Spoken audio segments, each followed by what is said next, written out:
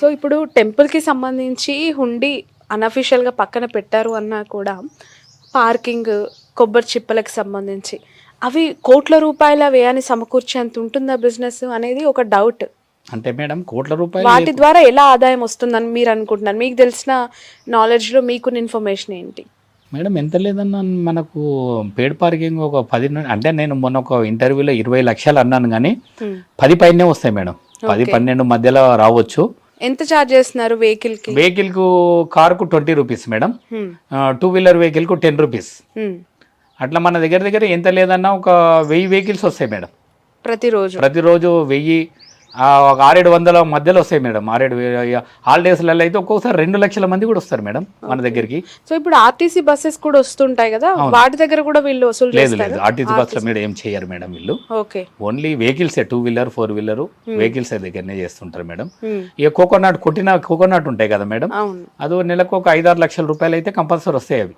Okay, ఏదున్నా ఇప్పుడు madam నేను ఏమంటున్నా, గుడి ముంగట గోశాల గుడి మెయింటెనెన్స్ అని డబ్బులు వసూలు చేసినప్పుడు మనం వాళ్ళ దగ్గర ఒక 500 తీసుకున్నా 200 తీసుకున్నా వాళ్ళకు రిసిప్ట్ అనేది మనం ఇవ్వాలి కదా మేడం. మనము రిసిప్ట్ లేదు ఏం లేదు మేడం, వసూలు చేయడమే, వేరేది ఏం లేదు. ఇంకా వాళ్ళ ఇష్టం అది.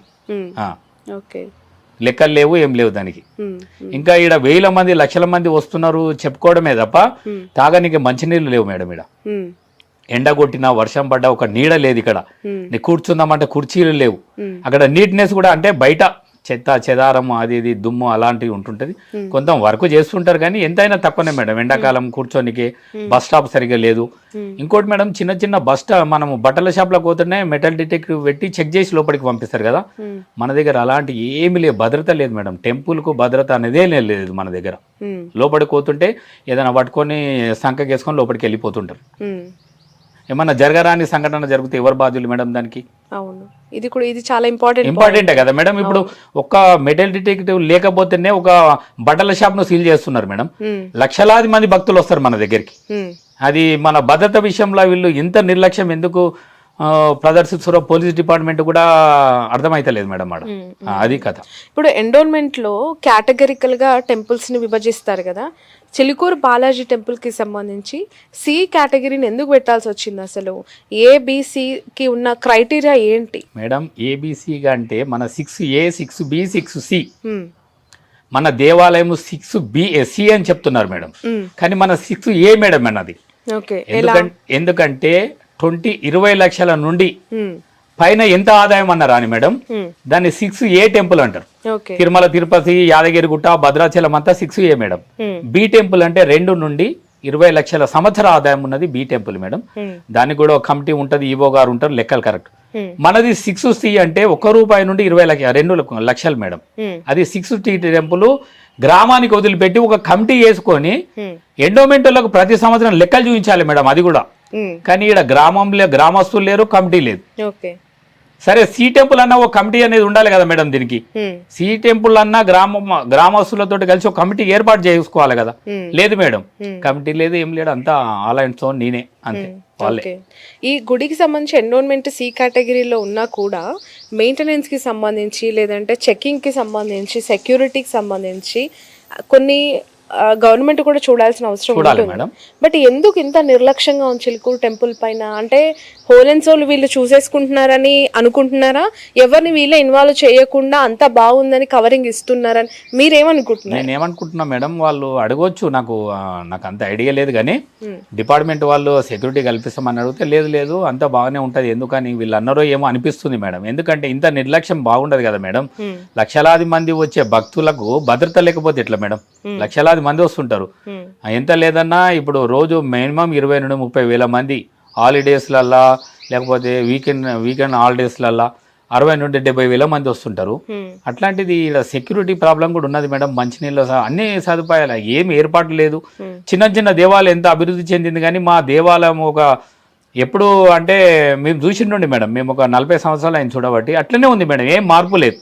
అంతే మేడం మన దేవాలయం. ఇప్పుడు మీకు సుప్రీంకోర్టు తీర్పునిచ్చింది, ధర్మకర్తగా మీరు కూడా ఇందులో పాఠం చెప్పి, అందులో ఇంప్లిమెంటేషన్స్లో మీరు ధర్మకర్తగా వ్యవహరించాలనుకుంటున్నారు, లేదంటే ఆదాయ వ్యయాలకి సంబంధించి లేదంటే ఎక్స్పెండిచర్కి సంబంధించి ఇన్వాల్వ్ అవ్వాలని అనుకుంటున్నారా? మీ ఇంటెన్షన్ ఏంటి అసలు? మేడం మనం అట్లా అనుకున్నా కానీ అది చట్ట ప్రకారం నడుస్తుంది మేడం, ఎండోమెంట్ యాక్ట్ ప్రకారం నడుస్తుంది. దానికి ఈవో గారు ఉంటారు. మీ పరిధులు ఏంటి, ఎలా ఉంటాయి ఒకవేళ అది అంటే మేడం ఒకటి ఎండోమెంట్ యాక్ట్లో ఏముందంటే మేడం, దేవాలయాన్ని ఎవరు నిర్మించారో వాళ్ళ వంశకులే చైర్మన్ కావాలనేది ఒక చట్టం ఉంది మేడం. అందుకే మాకు వచ్చే మేము ఏంటంటున్నాం, ఎక్స్ట్రా మేము అడుగుతలే మేడం, మా వంశానికి సంబంధించిన ఏ హక్కు ఉందో ఆ హక్కే కల్పించండి. మాకొక్కరికని కాదు, తెలంగాణ రాష్ట్రానికి సంబంధించింది ఏ హక్కు వర్తిస్తుందో మాకు అదే హక్కు ఇవ్వండి, మేము ఎక్స్ట్రా అని అడుగుతలే మేడం. అది మేడం మాది డిమాండ్. ఓకే. సో ఇప్పుడు ఒకవేళ చైర్మన్ గా మీరు పదవి స్వీకారం చేసిన ఆ సందర్భం వచ్చిన తర్వాత మీ రోల్స్ రెస్పాన్సిబిలిటీస్ ఏ విధంగా ఉంటాయి టెంపుల్లో? అంటే మేడం నేను ఒక్కనని లేదు మేడం, మా దాంట్లో ఒక 8-10 మంది ధర్మకర్తలు ఉన్నారు మేడం. ఓకే. అయితే ఇది రొటేషన్ సిస్టమ్ ఉంటుంది మేడం. 1 year 2 year అనేది గవర్నమెంట్ డిసైడ్ చేస్తుంది. దీన్ని ఆదాయాన్ని బట్టి కమిటీ చేస్తుంది మేడం. ఆదాయాన్ని బట్టి మళ్ళీ ఇంకోటి ఏంటంటే గవర్నమెంట్ ఉంది కాబట్టి కొంచెము వేరే వాళ్ళని కూడా కమిటీలో ఎస్సీ ఎస్టీ అని కూడా ఉంటుందంట మేడం. వాళ్ళను గవర్నమెంట్ ఏ గవర్నమెంట్ ఉంటే వాళ్ళ మనుషులను వేసుకుంటారంట మేడం ఈ కమిటీ. ఇప్పుడు తిరుపతిలో మొన్న కొత్త చైర్మన్ బిఆర్ నాయుడు గారు వచ్చారు టీటీడీ చైర్మన్గా. సో అక్కడ అన్య మతస్థులని తొలగిస్తాము, ఇమీడియట్గా వేరే శాఖలకు బదలాయిస్తాము అని చెప్పి ఉద్యోగం తీయరు, వేరే శాఖలకు బదలాయిస్తాము అని చెప్పడం జరిగింది. నిజంగా ఏ మతానికి ఆ మతం వారే గొప్ప ఉండాలి, అక్కడ వాళ్ళకైతే కొంచెం పద్ధతులన్నీ తెలుస్తాయి అనేది ఎవరికి వాళ్ళు ఫీల్ అవుతుంటారు. భక్తులు కూడా దాన్ని స్వాగతించారు చాలామంది. బట్ చిలుకూరులో కూడా ఈ కొబ్బరికాయలు అమ్మేవాళ్ళు, పార్కింగ్ దగ్గర ఉండేవాళ్ళు, లోపట క్లీనింగ్ సెక్షన్లో ఉండేవాళ్ళు కూడా క్రిస్టియన్స్గా ముస్లిమ్స్గా కొంతమంది కొన్ని ఇయర్స్ నుంచి ఉన్నారు అని చెప్పి ఒక విషయం తెలిసింది. అది నిజమేనా అసలు? మేడం ఒకటి 2 ఫ్యామిలీలు ముస్లిం ఫ్యామిలీలు షాపులు ఉన్నాయి మేడం బయట. క్రిస్టియన్స్ అంటే మా దగ్గర అందరూ బొట్టు పెట్టుకొని అందరూ గుళ్ళ సేవ చేస్తుంటారు, భగవంతుని అయితే మొక్కుతుంటారు మేడం. ఇక మనము క్రిస్టియన్ అంటే ఎట్లా గుర్తుపడతాం మేడం మనం, వాళ్ళు స్వామివారి కుంకుమ పెట్టుకుంటారు, స్వామిని రోజు పోయి దర్శనం చేసుకుంటారు, నీట్గానే ఉంటారు, మంచిగా బాగుంటారు మేడం. అయితే మనము క్రిస్టియానిటీ అంటే మనం రీసెంట్ గా మీరు కూడా దానిపైన మాట్లాడినాక నేను పోయి చూశాను మేడం, మొత్తం చూసినాకంటే పర్వాలేదు మేడం, బాగానే ఉన్నారు అంతా. ఇది దాంట్లో ప్రాబ్లం ఏం లేదు మా దగ్గర. టెంపుల్ లో ఉన్నప్పుడు అక్కడ ఉండాల్సిన రీతిలో వాళ్ళు బయట పోయి ఏం చేసుకుంటారు అనేది మనకు తెలియదు మేడం. టెంపుల్లో ఏ విధంగా ఉండాలనేది వాళ్ళు ఉంటున్నారు మేడం, అదే విధంగా ఉంటున్నారు. నేను మొన్న అన్నాక కూడా నేను పోయి చూసినాను, స్వామి మంచి స్నానం చేసి బొట్టు పెట్టుకొని స్వామివారికి ఏం అంటే వాళ్ళ కార్యక్రమాలు వాళ్ళ ఉద్యోగం వాళ్ళు చేస్తున్నారు మేడం. చిలుకూరు బాలాజీ అంటే 2 తెలుగు రాష్ట్రాలు కాదు, ప్రపంచం మొత్తంలో తెలుగువారు ఎక్కడున్నా కూడా తెలిసిన గుడి. అంటే మన ఇక్కడ వీసా కోసం వచ్చే వాళ్ళు అక్కడంతా కూడా వెళ్ళి ఆ దేవుడిని మొక్కుకుంటే మాకు వీసా వచ్చింది, అందుకే ఈ దేశానికి వచ్చామని మాట్లాడుకునే పరిస్థితి చిలుకూరు బాలాజీ గొప్పతనం కదా. ఇలాంటి పేరు ఉన్న గుడికి సంబంధించి ఒక దశాబ్ద కాలంగా నాకు తెలిసి మీరు పోరాటం చేస్తూనే ఉన్నారు, ఇంకా కంటిన్యూ అవుతూనే ఉంది. గ్రామస్తుల సహకారం దీన్ని ఎదిరించి ముందుకెళ్లే సిచ్యువేషన్ లేదంటారా మీకు? మేడం మేము ఫస్ట్ నుండి కూడా ఒకటి నియమం పెట్టుకున్నాం మేడం, టెంపుల్ దగ్గర మన గొడవలు అంటే మాకు కోర్టు జడ్జిమెంట్ వచ్చినాక మేము బలవంతాన స్వాధీనం చేసుకోవడం ఇలాంటివి చేయొద్దని మేము డిసైడ్ అయినాం మేడం. ఎందుకంటే మన దేవాలయం పేరు ఖరాబ్ అయిపోతుంది మేడం. దేవాలయం పేరు మనం గొడవలు పంచాయతీ చేసి తీసుకుంటే మేము లీగల్గానే ప్రొసీడ్ కావాలని డిసైడ్ అయినాం మేడం. అందుకే కోర్టు జడ్జిమెంట్లు రాగానే వాళ్ళు ఎండోమెంట్ డిపార్ట్మెంట్ వాళ్ళు మమ్మల్ని ప్రమాణ స్వీకారం చేపియాలి, ఈ గొడవలు పంచాయతీ వద్దు, దేవుని పేరు ఖరాబ్ అవుతుంది, మన చిలుకూరు ప్రపంచ స్థాయిలో గుర్తింపు పొందిన టెంపుల్ కాడ ఎలాంటి గొడవలు కావద్దని చెప్పేసి మేము ప్రశాంతంగా మెల్లగా పోతున్నాం మేడం, ముందుకు పోతున్నాం. సుప్రీంకోర్టు మీకు అనుకూలంగా జడ్జిమెంట్ ఇచ్చిన తర్వాత రంగరాజన్ గారి రియాక్షన్ ఏంటి? మీరు వెళ్ళి కలిసినప్పుడు ఆయన ఏమన్నారు? మేము సామాన్యంగా అంటే పర్టికులర్గా ఏ విషయాలలో ఆయనతోటి మాట్లాడమంటే ఓన్లీ దేవుని గుడి విషయంలో ఏదైనా బ్రహ్మోత్సవాల టైంలో ఆ టైంలోనే మాట్లాడతాం తప్ప పర్సనల్ విషయం కానీ కోర్టు వ్యవహారాలు కూడా అతనితో మాట్లాడదాం మేడం. వాళ్ళు మమ్మల్తో చర్చించారు, మేము ఆయనతో చర్చించాం. ఓన్లీ బ్రహ్మోత్సవాల టైంలో టెంపుల్లో ఏమైనా కార్యక్రమాలు ఉంటే కలిసి చేస్తాం. నేను రోజు దేవాలయానికి పోయినప్పుడు నమస్కారం సమంటే నమస్తే అంటే ఏదైనా ఉంటే చెప్తుంటాడు అతను కూడా. కానీ వేరే విషయాలలో అతని పర్సనల్ విషయాలలో ఈ కోర్టు వ్యవహారాలలో మాట్లాడుకోం మేడం. వీళ్ళకి ట్రాన్స్ఫర్స్ అనేవి ఏమి ఉండవండి? ఎవరికి ఉంటాయి మేడం, ఎందుకు ఉంటాయి? ఉన్నాయి కానీ ఇంకా టేకప్ అంటే ఎండోమెంట్ డిపార్ట్మెంట్ టేకప్ చేయలేదు కదా మేడం, ఫుల్ ఫ్లెడ్జ్డ్ గా చేయలేదు మేడం, చేయలేదు. ఓకే, అది మేడం. ఎందుకండి, ఎందుకు జరగట్లేదు? అంటే ఏవైనా ఆర్థిక లావాదేవీలు జరగడం వల్లనే ఇది కొంచెం నిద్రావస్థగా ఉంది, పట్టించుకోవట్లేదని అని అనుమానం ఏమైనా వస్తుంటే ఉండొచ్చు మేడం. ఏదో కారణాలు ఉంటాయి, కారణాలు లేకుండా ఇట్లా ఇంత మంచి దేవాలయాన్ని గాలికి ఎట్లా వదిలేస్తారు మేడం? ఆ పెద్ద దేవాలయము ఎందుకు ఇట్లా వదిలిపెడతారు? ఎవరున్నారు అనుకుంటున్నారు? నాకు కరెక్ట్ తెలియదు మేడం, కానీ డిపార్ట్మెంట్ మాత్రం నిర్లక్ష్యం చేసింది మేడం. ఎండోమెంట్ డిపార్ట్మెంట్ నిర్లక్ష్యం చేసింది. నేను పాలన వీళ్ళని అనదలుచుకోలేదు, కానీ డిపార్ట్మెంట్ ఇంత పెద్ద దేవాలయాన్ని నిర్లక్ష్యం చేస్తున్నది మేడం. ఓకే, ఇప్పుడు కొండా సురేఖ గారు ఉన్నారు ఎండోమెంట్ కి సంబంధించి. మొన్న కేటీఆర్ గారు వచ్చి పలకరించారు, ఆ తర్వాత అందరు వరుస పెట్టి సీఎం దగ్గర నుంచి పలకరింపులు పరామర్శలు జరిగాయి. సో మీ సంబంధించి, మీ కుటుంబానికి సంబంధించి ఎవరైనా మాట్లాడడం జరిగిందా? అసలు ఈ గుడికి సంబంధించి ఇది ఇట్లా ఈ సిచ్యువేషన్ ఆగిపోయింది, ప్రమాణ స్వీకార్ అవ్వలేదు అనే విషయం ఎవరికైనా చెప్పడం జరిగింది? కొత్త గవర్నమెంట్, కాంగ్రెస్ గవర్నమెంట్ వచ్చింది. అంటే మేము ఈ రాజకీయ నాయకుల దగ్గర కోలేదు మేడం, మేము ఎవరి దగ్గర కోలేదు, కానీ ఎండోమెంట్ కమిషనర్ గారికి 2 సార్లు అప్లికేషన్ పెట్టినాం, పోయి కలిసినాం మేడం. కలిస్తే అవుతుంది అంటారు, కానీ వాళ్ళు చేయలేదు మేడం. ఇక రాజకీయ నాయకుల దగ్గర మేము ఎవరి దగ్గరికి వెళ్ళలేదు మేడం, మేము రాజకీయ నాయకుల దగ్గరికి వెళ్ళలేదు. వెళ్తే సపోర్ట్ దొరుకుతుంది అనుకుంటున్నారా? నమ్మకం లేదు మేడం. దొరికేది ఉంటే ఇప్పటికే దొరకాలి కదా మనకు. 2 years అయిపోయింది, బాగా ఏంది సుప్రీంకోర్టు జడ్జిమెంట్ వచ్చి 2 years అయిపోయినా ఇంకా దాన్ని పట్టించుకోకుండా ఉన్నారు కదా. అంటే మేడం మాకంటే ఎదుటోళ్ళు పైరవి చేసేటోళ్ళకు పట్టు ఎక్కువ ఉన్నది మేడం, అంటే ఆధిపత్యం వాళ్ళది ఎక్కువ ఉన్నది. అంటే నేను ఎవరి పేరు చెప్పదలుచుకోలేను, మళ్ళీ ఎందుకో మమ్మల్ని చేయకుండా ప్రమాణ స్వీకారం ఆపినోళ్ళ దగ్గర శక్తి ఎక్కువ ఉన్నది మేడం. మా దగ్గర వాళ్ళు ఆర్థికంగా ఉండొచ్చు, బలంగా అన్నిట్లలో ఉన్నారు మేడం. కాబట్టి మమ్మల్ని చేయకుండా ఆపుతున్నది వాళ్ళేనేమో అనిపిస్తున్నది. ఎందుకు ఇదంతా? ఇప్పుడు ఒక గుడికి వచ్చినప్పుడు అర్చకుడిగా అక్కడ ఉన్న విధులు నిర్వహించాలి, వాళ్ళ లైఫ్ స్టైల్ వాళ్ళు లీడ్ చేస్తూ ఉండాలి కదా. పూర్తిగా అర్చకుడిగా వచ్చిన వ్యక్తి పాగా వేసుకొని గుడిని ఆక్రమించుకొని నా చేతుల్లో పెట్టుకుందామనే అత్యాశకు వెళ్ళారా, లేదంటే ఇందులో వస్తున్న ఆదాయానికి సంబంధించి వాళ్ళు కలలు కంటున్నారా? ఏం జరుగుతుందని మీరు అనుకుంటున్నారు? మళ్ళీ ఆదాయం అయితే వస్తున్నది మేడం దేవాలయానికి, మళ్ళీ అది ఎక్కడ పోతుందో ఎవరికి తెలియదు, వస్తున్నది. వాస్తవంగా మీరు ఎవరు చూసినా కానీ ఇప్పుడు కొబ్బరి ముక్కలైనా కొడతారు కదా మేడం, పెయిడ్ పార్కింగ్ వస్తుంది కదా. పెయిడ్ పార్కింగ్ అంటే మేము బ్యాంకులో డిపాజిట్ చేస్తామని వీళ్ళు అంటున్నారు, కానీ ఆ బుక్కులు పెయిడ్ పార్కింగ్ నుండి చింపే స్లిప్పులు ఎండోమెంట్ డిపార్ట్మెంట్ ఇవ్వాలి మేడం అవి. ఎందుకంటే వాళ్ళు ఎన్ని ఇస్తున్నారు అనేది లెక్క ఉండాలి. ఓకే, లెక్క లేదు, వీళ్ళే ప్రింట్ చేసుకుంటారు, వీళ్ళే బుక్కులు అమ్ముకున్నాక లెక్క ఎట్లుంటది మేడం? ఓకే, ఇప్పుడు బ్యాంకులో వేసే అమౌంట్ కి సంబంధించి ప్రతి నెల ఎంత డిపాజిట్ అవుతుంది అనేది ఏమన్నా మీ దృష్టిలో ఉందా? లేదు మేడం, ఎందుకంటే నేను ఆర్టీహెచ్ యాక్ట్ కింద నేను పెట్టాను మేడం.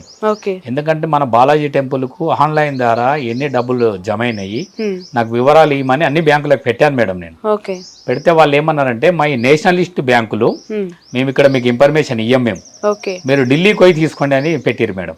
నేను అందుకే మనం అక్కడ వరకు ఎట్లా పోతామని నేను ఊరుకున్నా మేడం. మనకు బ్యాంకు వాళ్ళు కూడా మనకు ఇవ్వలేరు మేడం. ఓకే, ఢిల్లీకి వెళ్ళే ప్రయత్నం చేయలేదు మేడం, చేయలేదు. ఓకే, చేయలేదు. రైట్. సో వీసాల దేవుడు అంటుంటారు చిలుకూరు బాలాజీ స్వామిని. మీకు సంబంధించి మీ పూర్వీకులు చెప్పిన విషయాలు ఏంటి? అసలు ఎందుకు ఆ పేరు వచ్చింది, ఎప్పటి నుంచి వచ్చింది? అంటే మేడం ఒకటి మనకు వీసా గార్డ్ అంటారు, బస్సులకు కూడా ఇప్పుడు పెడతలేరు, కానీ ముందు ఆర్టీసీ బస్సులకంతా వీసా స్పెషల్ అని బోర్డు పెట్టుకొని వస్తుండే మేడం. వీసా స్పెషల్ అని పెట్టుకొని వస్తుండే. స్వామివారికి ఏంటంటే మేడం మన కోరిక ఏదైనా ఉంటే ముందు 11 ప్రదర్శన చేయాలి, తర్వాత 108 ప్రదర్శన చేయాలి. అంటే మన కోరిక నెరవేరినాక మాక్సిమం రోజు 4 నుండి 5,000 మంది ఉంటారు మేడం.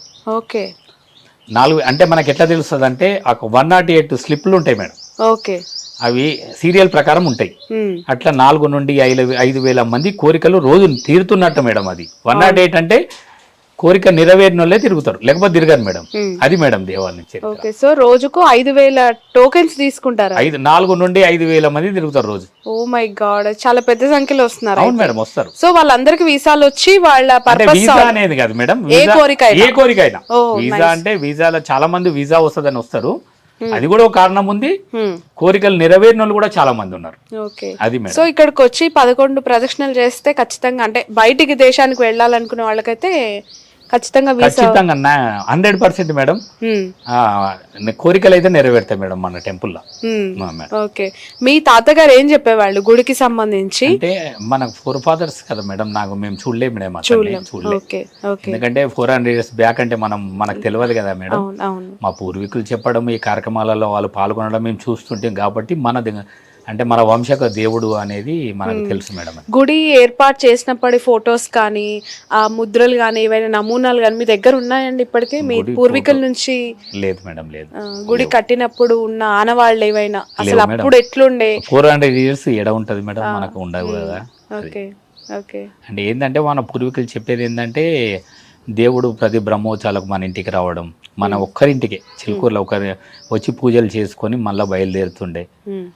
మళ్ళీ ఇంకోటి ఏంటంటే రథోత్సవం జరిగితే మనల్ని స్పెషల్గా మా ఫ్యామిలీని పిలిచి మీద సన్మానం చేయడం, మరి కళ్యాణోత్సవం జరిగితే మేము పట్టు వస్త్రాలు సమర్పించడం, ఈ కార్యక్రమాలు ఇప్పుడు కూడా ఆనవాయితీ జరుగుతాయి మేడం. ఇక కొంతమంది ఏంటంటే ఊర్లో కూడా అందరు కూర్చొని అరే దేవుడు అనేటువంటి అందరు దేవుడు కదా, మీ ఒక్కరింటికి ఎట్లా వస్తాడు, మా అందరి ఇళ్ళకి రావాలి కదా, దేవుని లోపల తారతమ్యాలు ఉండే కదా అంటే సరే అని ఇప్పుడు ఏంటంటే మేడం వీధిలో గుండా వస్తుంటాడు సాయంత్రం టైంలో, బ్రహ్మోత్సవాల టైంలో అందరు ఊరేగింపుగా వస్తుంటాడు.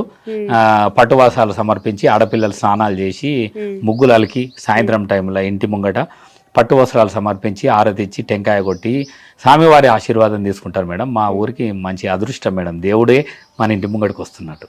అది మేడం. ప్రతి సంవత్సరం. సో గర్భగుడికి సంబంధించి లోపలికి అసలు ఎవరిని వెళ్ళనియరా అండి చిలుకూరు బాలాజీ టెంపుల్లో? అయ్యగారులు తప్ప ఎవరు వెళ్ళడానికి? స్వామివారి దగ్గరికి? అవును. అంటే 3 గడపలు 2 గడపలు ఉన్నట్టున్నాయి కదా 3. అంటే గర్భగుడిల కంటే వాళ్ళు పూజ చేసే వాళ్ళే వెళ్తారు మేడం, వేరే వాళ్ళు వెళ్ళడానికి లేదు. మామూలు కొన్ని టెంపుల్స్ లో అంతరాలయం దర్శనం అని ఉంటది, సో ఇక్కడ అలాంటివి లేదు మేడం, లేదు. మన దగ్గర ఓన్లీ పూజ చేసే వాళ్ళు కూడా, బ్రాహ్మణ్స్లో కూడా అందరు వెళ్ళారు మేడం. వాళ్ళు ఒక 3-4 స్వామివారికి సేవ చేసేటోళ్ళే వెళ్తారు మేడం, వేరే వాళ్ళని కూడా అలవాడు లేదు, ఎవరికి లేదు అందులో. అది madam. Okay. So coming to the point అండి, అసలు మీకు తెలిసిన ఇన్ఫర్మేషన్ ఏంటి? ఎవరు ఈ వీర రాఘవరెడ్డి? అసలు ఈ రామరాజ్యం ఏంటి? ఇంతకుముందు ఎక్కడైనా వీళ్ళు చిలుకూరులో తిరిగారా? మీకు ఏమైనా ఇన్ఫర్మేషన్ ఉందా? మేడం వీర రాఘవరెడ్డి అనే వ్యక్తిని మొన్న మేము ఫోటోలలో పేపర్లలో చూసినాం తప్ప వీడియోలలో మాకు ముందు ఎప్పుడు తెలియదు మేడం. ఇక్కడ వచ్చి ఘర్షణ చేసి దాడి చేసిన దాకా మాకు కూడా తెలియదు మేడం. అంతే, వీరరాఘవరెడ్డి అంటే ఎవరో కానీ మాకు తెలియదు మేడం అతను. ఓకే.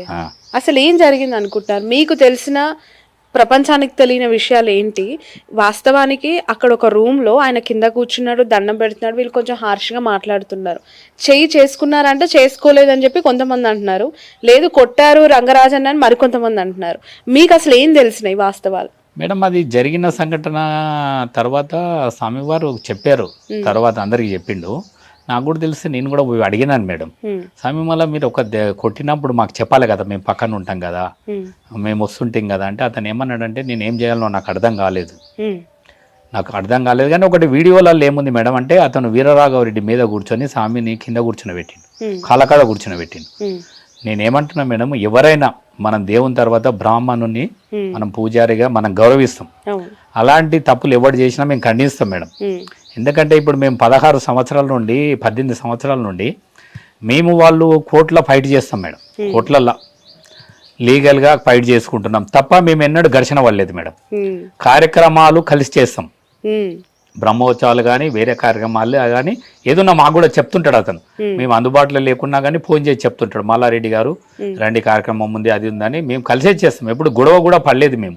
కానీ అతను ఎక్కడికించో వచ్చి అతని స్వామిని కొట్టడము, అట్లా ఆయనను అంటే కింద కూర్చుని పెట్టి వీడి మీద కూర్చుకోవడము, షూ తోటి కాళ్ళకి చెప్పులు షూ పెట్టుకొని ఆయన దగ్గర నిలబడడం. మేము లోపలికి వెళ్తే కూడా చెప్పులున్నా షూ ఉన్నా బయట వదిలిపెట్టిపోతాం మేడం. ఒక దేవాలయానికి నువ్వు చెప్పులు వేసుకొని, ఎందుకంటే స్వామివారి ప్రసాదము కానీ ఇంకేదైనా నైవేద్యాలు వండే ప్రదేశం అది, అక్కడ మనం చెప్పులు వేసుకొని లోపలికి పోం మేడం. మా విలేజ్ వాళ్ళు ఎవరు పోరు అట్లా. మేము ఆయన స్వామివారు ఆడ కూర్చుంటే కూడా, పూజారి గారు ఆడ కూర్చుంటే కూడా కూర్చోంటే కూడా మేము ఆయన పక్కన కూర్చోం మేడం మేము. ఎందుకంటే వాళ్ళు పెద్దోళ్ళు కాబట్టి మనం వాళ్ళు అన్ని వేదాలు చదివిన వాళ్ళు, పూజారులు, దేవునికి సేవ చేసేటోళ్ళు, మనం గౌరవించాలి వాళ్ళని పద్ధతితో మేము ఉంటాం. కానీ దాన్ని కింద కూర్చోబెట్టి మీరు చెప్పులు వేసుకొని షూ వేసుకొని అది పద్ధతి కాదు. మేము తీవ్రంగా దాన్ని ఖండిస్తున్నాం మేడం. అంటే కొట్టిండా లేదా అనేది నాకు కరెక్ట్ తెలియదు మేడం, నా వరకైతే తెలియదు. కానీ అతను కొట్టిండని చెప్తున్నాడు, స్వామివారు కొట్టిండని చెప్పొచ్చు. కొంచెం కన్ను గిట్ట అయితే ఎర్రగా అయింది మేడం వాస్తవంగా. రంగరాజన్ గారిది కన్ను ఎర్రగా అయిపోయింది. కొంచెం ఇక్కడ కూడా ఈ భుజానికి కూడా దెబ్బలు తాకినట్టు అనిపిస్తుంది మేడం. ఏదో జరిగింది. పర్పస్ అంటే వీరరాఘవ పర్పస్ ఏంటి అసలు? ఎందుకు దేని మీద కన్నేసి వచ్చాడు? ఇక్కడ జరుగుతున్న లావాదేవీలు అంటే మీకు ఇప్పుడు తెలుసు, బట్ ఏం చేయలేరు. అట్లానే వీరరాఘవరెడ్డి కూడా కొంత అమౌంట్ షేర్ చేయమని వచ్చాడా, ఇందులో భాగస్వామ్యం కావాలని వచ్చాడా, అసలు ఏం జరిగి ఉంటుంది? తెలియదు మేడం, ఆ విషయం మనకు తెలియదు. వాళ్ళు ఏం మాట్లాడుకున్నది అనేది మనకు తెలియదు మేడం. మన వీరరాఘవరెడ్డి గారిని వీడియోలో చూడడం తప్ప డైరెక్ట్ ఎప్పుడు చూడలేదు మేడం. ఇక్కడ గుడికి సంబంధించి చాలా మంది ఉంటారు, మీ గ్రామంలో ఉన్న చాలా మంది మీతో పెరిగిన వాళ్ళు ఉంటారు కదా, వాళ్ళు అంటూ ఉన్నది ఏంటి ఈ ఇష్యూకి సంబంధించి? ఇష్యూ కంటే ఎవరు చూడలేదు మేడం. అది జరిగిన సంఘటన ఒక రూమ్ లో మేడం. స్వామివారు ఆయన ఎక్కడ మన స్నానం చేయనికి వెళ్ళి వచ్చి పండుకుంటే లేట్ అయిందంట. ఆయన వచ్చి లేపిండి ఒక రూమ్ లా, పండుకునేది రూమ్ లోనే కదా మేడం. వీళ్ళందరూ ఆడికి వెళ్ళిర్రు. ఆ రూమ్ లోకి ఎవరు పోతాం మేడం? మాకేం పని లేకపోతే పోం కదా. ఎప్పుడన్నా ఇంపార్టెంట్ ఆయన కలవాలంటే పోతాం, కానీ మనకేం పని మేడం? అలా ఆడ ఏం జరిగింది అనేది మనకు కూడా తెలియదు. స్వామి కూడా ఏం చేసిండంటే మాకు 2 days అయినాక చెప్పిండు. ఆయన అప్పుడే చెప్పలేడు మాకు. ఎందుకు చెప్పలేకపోయారు తను? అంటే ఇంత సర్కిల్ ఉంది, ఆయన తెలియని అంటే ఆయన ఎందుకు ఈ పెద్దగా కావడం ఎందుకు? సరే ఇది జరిగిన సంఘటన వీడికి మర్చిపోదామని అనుకున్నాడో ఏమనిపిస్తుంది మేడం నాకు. అంటే చిలుకూరు అంటేనే చాలా పేరు మోసిన కూడా, అందులో అర్చకుడు చిలుకూరు అంటే రంగరాజన్ గారు అన్నంత పేరు సంపాదించుకున్నాడు. ఆయన పైన జస్ట్ ఇట్లా ఒక చెయ్యి వేయడానికి ప్రయత్నించినా కూడా పెద్ద నేరంగా పరిగణించే సొసైటీ ఇప్పుడు మనది. నేను అడిగిన మేడం స్వామి వారిని, స్వామి మళ్ళీ మిమ్మల్ని కొడితే మాకు ఒక మాట చెప్తే 100 మంది వచ్చేవాళ్ళం ఒక నిమిషంలో, మీరు ఎందుకు చెప్పలేరంటే నాకేం చేయాలో తోచలేదు నాకు. వాళ్ళని ఒక 25 మంది నన్ను రౌండ్ అప్ చేసిర్రు, అక్కడ జరిగి నాకు ఏం చేయాలో నాకు తోచక నేను చెప్పలేదని అన్నాడు. అతను మీకేం చెప్పారు రంగరాజన్ గారు అడిగినప్పుడు? నాకు ఆ విషయాలు ఏం చెప్పలేదు మేడం. నాకు ఆ విషయాలు చెప్పలేదు. ఏం జరిగిందంటే దాడి గురించి దాని గురించి మాట్లాడుకున్నాం తప్ప దాడి చేసిరని చెప్పిండు. వాస్తవంగా ఆయన కన్ను ఎర్రగా అయిపోయింది, కొంచెం భుజానికి దెబ్బ తాకింది, వాస్తవమే అది. ఇక వేరే విషయాలు ఎందు గురించి అనేది చెప్పలేడు మేడం. మన ఎందు గురించి దాడి జరిగిందని ఆయనకే తెలుసు, మాకు తెలియదు మేడం. సో రంగరాజన్ గారికి సంబంధించి ఆయన చేసే కార్యక్రమాలు బాగా ఫోకస్ అవుతూ ఉంటాయి. చిలుకూరులో వచ్చినప్పుడు ఆయన గోవిందా గోవిందా నామాలు పాలకించడం, 108 ప్రదక్షిణలు చేస్తున్న వాళ్ళంతా ఆయన వేదాలు వినుకుంటూ శ్లోకాలు వినుకుంటూ తిరిగితే కొంత అలసట ఉండదు అని ఫీల్ అవుతూ ఉంటారు. ఆయన ఉంటే బాగుండు కదా, అప్పుడు ప్రదక్షిణ చేస్తే టైం తొందరగా గడిచినట్టు ఉంటుంది అని ఫీల్ అవుతూ ఉంటారు.